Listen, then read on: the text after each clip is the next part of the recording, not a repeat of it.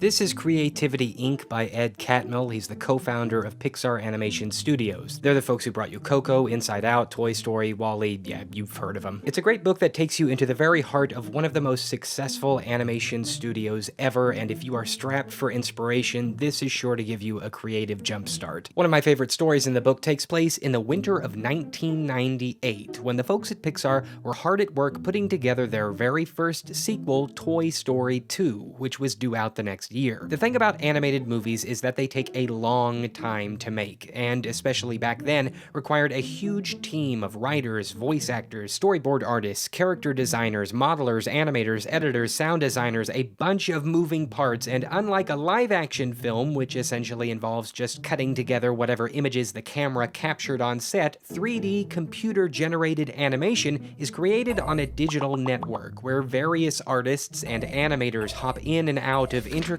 digital files to mold and shape each and every frame of the movie to perfection. Every object you see in the movie exists as a digital 3D model. All of these models and files are dependent upon each other, so when an animator opens a scene in his or her animation program, every object in that scene, from the characters to their costumes to the surrounding environment, is loaded up for the animator to work with. This means that while in production, all of the movie's assets are kept on a big computer drive, which the animators work out of. Nowadays, these drives exist in the cloud, but back then, technical limitations meant Pixar had to employ large Linux and Unix machines to house the files in studio. Well, one fine day, for reasons Ed chooses not to dwell on in this book, somebody, attempting to do a bit of routine storage cleanup, typed a delete command into this master machine. Linux and Unix were command line operating systems, so instead of just, highlighting what files you want to delete on a graphical user interface, you need to manually type in a delete command, and then manually type in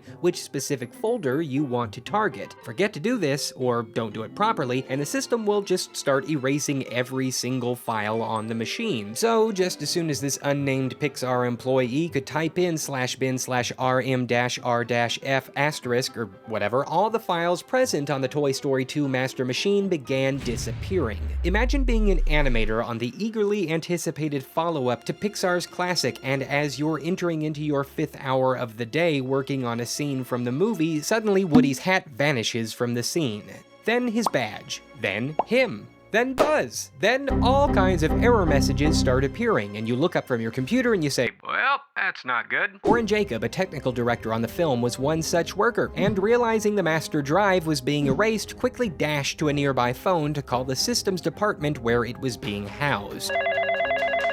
Operator. I need the systems department right now. Hold on, what's your name? Warren Jacobs, please connect me to systems immediately. Who in systems? It doesn't matter, it's an emergency. Get me anybody. Please hold. Ugh.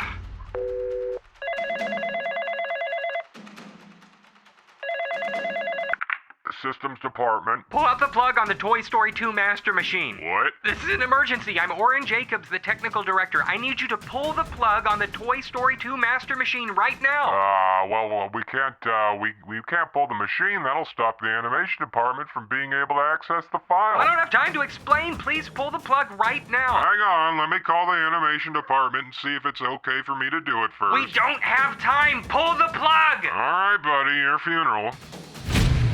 By the time the plug was pulled and the delete command was stopped, 90% of the movie's files were gone, less than a year from the film's release date. Well, who wants to tell the boss? Galen Sussman, Toy Story 2's supervising technical director, was quickly informed and, keeping a level head, called over to the IT department and requested that the movie's backup drive be fired up. I mean, good on Pixar, right? Always back up your files. Who in their right mind wouldn't regularly back up the files on a $500 million motion picture? IT. Hi, we had a hard drive issue today on the Toy Story 2 project. Could you just send the backup drive over so we can restore our files? Backups haven't been working for the past month. We've been trying to get it fixed, but you didn't get the memo? Hello? Well, now what? Less than 12 months from the film's opening, and the entire animation team would have to start from scratch. An emergency meeting was called between the Pixar higher-ups to decide the fate of the entire project. There was talk of delaying the film and even scrapping the movie altogether, but then a light bulb went off in Galen Sussman's head. Earlier that year, Galen had given birth to her son Eli, and being the multitasking action mom that she is, occasionally worked on the movie from home. And in order to do so, she had created a personal backup of all the film's assets herself and kept it on her home computer. So Galen and Oren drove on over to her home, wrapped her computer in blankets and pillows, and carefully placed it in the back seat of her car. Driving what I assume was about 10 miles per hour back to the studio, the computer, Toy Story 2, and by extension the entire studio's last hope, was unloaded by a team and carried into Pixar like an Egyptian pharaoh. The computer was carefully set up, carefully plugged in, carefully turned on, and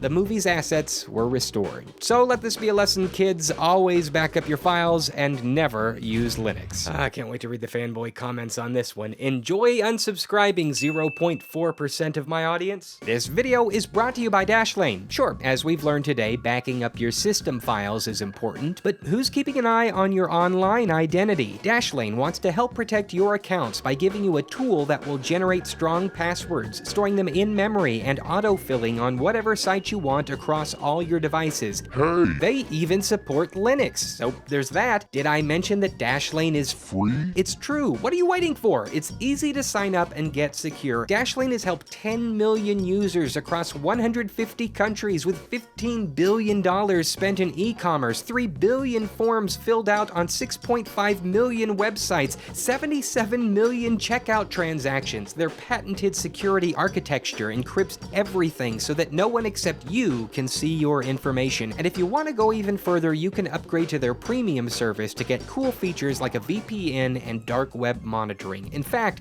I've got a special offer that'll let you use premium for free for a whole month. Go to dashlane.com/AustinMcConnell to try premium, and if you decide to stick with it afterward, use the promo code AustinMcConnell at checkout for 10% off. What was the worst data loss you ever endured? Let me know in the comments.